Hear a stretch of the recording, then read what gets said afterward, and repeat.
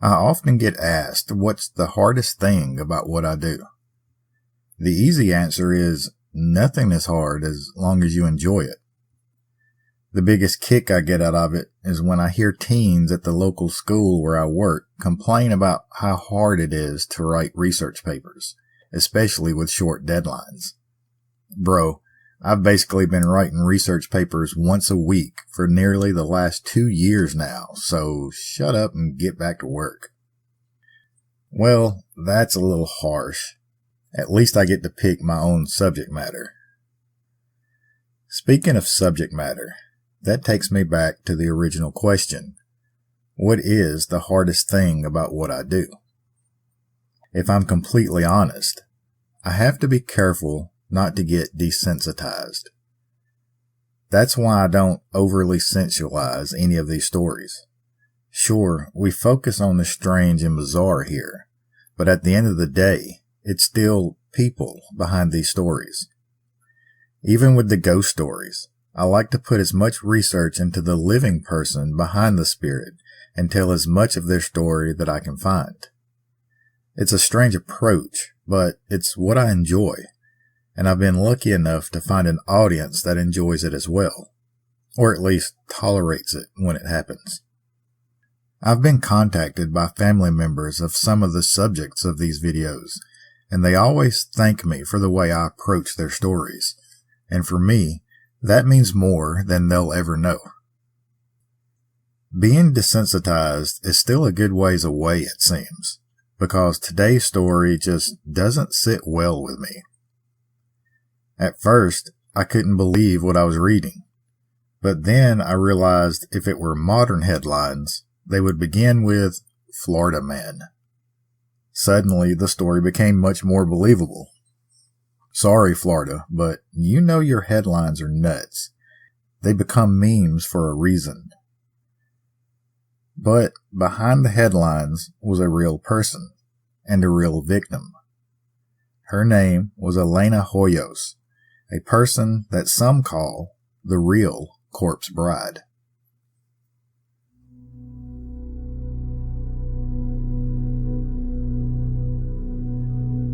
Everyone loves a good, strange, weird, or bizarre story. Well, welcome to the American South, where dark legends and haunted history lurk around every corner. Where superstition, folklore, and a touch of backwoods magic blend with everyday culture. Some say, in order to survive. This is Dixie After Dark.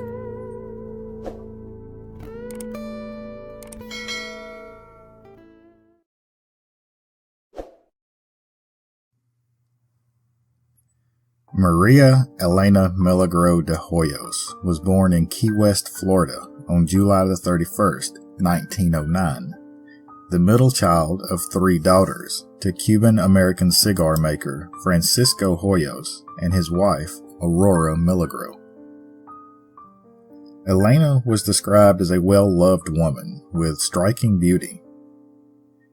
At the early age of 16, Elena married Luis Mesa, but the couple would have a relatively short relationship. Shortly after marrying, Elena became pregnant but suffered a miscarriage. After this, Luis left Elena and moved to Miami, although the couple never legally separated. Elena would move back in with her parents and attempt to rebuild her life. But not long after that, on April 22nd, 1930, Elena was taken to the hospital by her mother after falling sick, ultimately being diagnosed with tuberculosis, something that was incurable at the time. It was there at the hospital that Elena met Dr. Carl Tanzler. Tanzler was working as a radiology technologist at the Marine Hospital Service in Key West. Tanzler was born in Dresden, Germany on February 8, 1877. He grew up there, but eventually traveled to India and Australia. Somewhere during his travels, Tanzler said that he received frequent visions from an ancestor of his, Anna Constantia von Brockdorf, also known as the Countess of Cosel. During these visions, Tanzler adopted the name Carl Tanzler von Cosel, preferring to be referred to as Carl von Cosel from there on out. In those visions, Tanzler claimed that the Countess revealed to him the face of his true love, one he described as an exotic, dark-haired woman. Tanzler had plans to continue traveling to the South Sea Islands, but while in Australia, World War I broke out, and Tanzler, along with many other Germans, were rounded up and placed in internment camps, allegedly for their own protection, only later to be referred to as prisoners of war. He was moved to Trial Bay Prison in New South Wales, Australia, with other Germans, Indians, and Chinese citizens, where they were kept until the end of the war. Upon their release, though, none of the prisoners were allowed to return to their homes. Instead, they were sent to a prisoners' exchange station in Holland, where Tanzler was eventually set free. From there, he set out to find his mother back in Germany, who he had not heard from since the start of the war. He found her safe in Germany and stayed with her for 3 years, where he eventually married and had 2 daughters. Life in Germany was chaotic at best, though, political tensions still building. Tanzler's mother convinced him that it would be best to flee Germany to join his sister in the United States. Tanzler and his family eventually did so.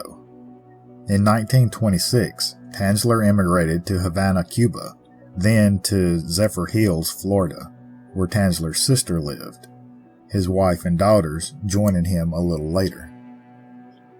But a year later, for reasons I couldn't find, Tanzler left his family behind in Zephyr Hills and moved to Key West to take a position at the U.S. Marine Hospital under the name Carl von Cosel.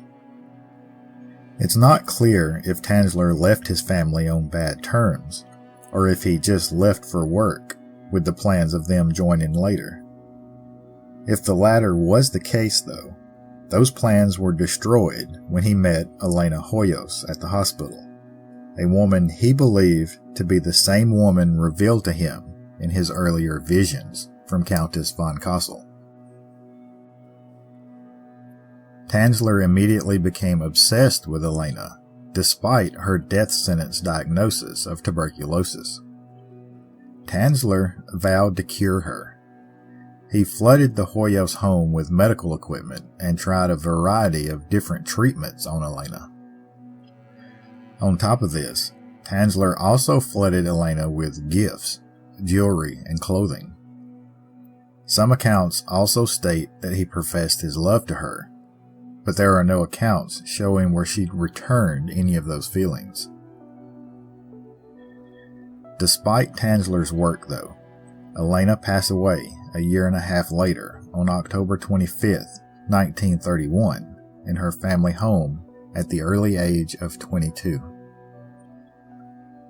Tanzler took it upon himself to pay for the funeral and had a large mausoleum built for Elena's remains in the Key West Cemetery. And after the funeral, they say that Tanzler visited the gravesite every single night for a year and a half. But then, in April of 1933, Tanzler was no longer seen visiting the grave. People thought that he must have moved away, or worse, died. It made sense, with Tanzler pushing 60 years old, on top of his work with tuberculosis patients. He had even quit reporting to work at the hospital. For the Hoyos family, that was that. Life went on, as best as it could. Elena's parents both ended up losing the fight with tuberculosis themselves. Her father in 1934 and her mother in 1940. Tuberculosis also claimed one of Elena's sisters, Celia, in 1934, only Elena's other sister, Florinda, was safe from the disease. In October of 1940, though, Florinda Hoyos caught word that Carl Tanzler was still alive, living in a secluded shack with her sister, Elena. Florinda insisted that there must be some sort of confusion. Her sister Elena had passed away 9 years earlier. That's when people would just shake their heads and respond with, "I know, such a sad state of affairs that is."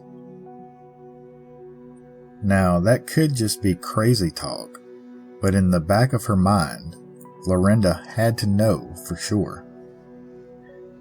She found out where Tanzler was living and went to confront him there, where she found Tanzler dancing in front of an open window with what she believed to be the corpse of her sister Elena. Florinda contacted police, and even though it was a far-fetched story, they responded. In Tanzler's home, they found pictures of Elena posted in what could only be described as a shrine, a plaster death mask of Elena that Tanzler had made years earlier, and what they could only describe as a human-like effigy of Elena herself. Tanzler was detained until a more thorough investigation could be performed. Medical examiners confirmed Florinda's speculations. Inside the human-sized effigy was the remains of Elena Hoyos. Tanzler had attached the bones together with piano wire in place of ligaments and inserted glass eyes into the eye sockets. He had wrapped the decomposing skin with silk cloth that had been soaked in wax and plaster of Paris, and crafted a crude wig with Elena's own hair as it fell out on its own. To help keep the body shape, Tanzler stuffed the abdominal and chest cavities with rags. The remains itself was dressed in stockings and cheap costume jewelry, laying motionless in his own bed. The small room was stocked full of perfume and disinfectant bottles to help mask the smell. There was even a special tube inserted into a special area of the corpse that allowed for marital relations. We'll just leave it at that. Carl Tanzler was arrested and officially charged with wantonly and maliciously destroying a grave and removing a body without authorization. Tanzler didn't dispute the charges fully. The only thing he did dispute was the, quote, "without authorization" part of the charge. In his mind, Tanzler was given permission to remove the body, permission he received from Elena Hoyos herself. In his own words, Tanzler described how he would visit the gravesite nightly, and when he did, he would be serenaded by the spirit of Elena Hoyos each night, until eventually she told him that she wished he would take her away from the grave. So one night in April of 1933, he crept into the cemetery, removed the 1.5-year-old remains of Elena Hoyos, and carted them away in a small wagon. Tanzler was evaluated by specialists and deemed competent to stand trial. There was a hearing held on October 9th, 1940, but the case was ultimately dropped due to the statute of limitations on the original crime being expired. The remains of Elena Hoyos, as Carl Tanzler had preserved them, were put on display in the Dean Lopez Funeral Home, where it was reported that as many as 6,800 people came to see it. Eventually, though, humanity and decency took hold, and the remains of Elena Hoyos were dismantled, placed in a metal box, and returned to the Key West Cemetery, where it was buried in a secret, unmarked location. And Carl Tanzler walked away a free man. The story gained national attention, and at the time, the general consensus was sympathetic toward Tanzler, viewing him as an eccentric romantic. Tanzler was allowed to keep the photographs and death mask of Elena Hoyos, despite repeated court attempts by her sister Florinda to have them removed. Tanzler eventually left the area, moving to Pasco County, closer to Zephyr Hills and his estranged wife, who he was still legally married to. He ended up writing his own autobiography that was published in 1947. Being without access to Elena Hoyos did little to ease Tanzler's obsession, though. Carl Tanzler died on July 3, 1952, and his body was found on the floor of his residence 3 weeks after his death, at the age of 75. When found, Tanzler was in the arms of a newly constructed effigy of Elena Hoyos, complete with her original death mask. There has been speculation that Tanzler had gained access to Elena's remains again, and that is what was used to build the new effigy, but there are no official reports to back up any of those claims. Some say that the bodies were switched. Others say that the original body was secretly returned to Tanzler, but again, none of those have ever been confirmed as true. The story has been retold numerous times in the decades since, and in almost every instance, it's told from the point of view of Carl Tanzler, leaving Elena Hoyos as a secondary character at best, focusing more on her remains than her life. That was probably true back in the day as well, which I would guess led to public sentiment to sympathize with Tanzler in some bizarre kind of way. But here are some facts that were left out of the original reports. Elena was said to be nice to Tanzler because she was raised to be nice to those that were nice to her. There were even witnesses that heard Elena tell Tanzler that he was too old, that he was old enough to be her grandfather. In fact, those close to Elena said that she looked at Tanzler as a grandfather-type figure. But after alleged marriage proposals from Tanzler, Elena's family told Tanzler to stay away from Elena, but he would not. Things even escalated to the point that the Hoyos moved homes without telling Tanzler. Witness interviews later say that Tanzler searched the streets day and night until finally he found a neighbor that would tell him where the Hoyos had moved to. Tanzler admitted that once he found the new home, he would have become violent if they had not willingly let him in. The family only relented at this point because they knew Elena was near death.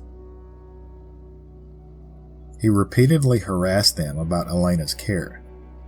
He didn't like the fact that they would take her for car rides or have visitors at the house. These altercations are recorded in Tanzler's own writings, as well as separate witness interviews.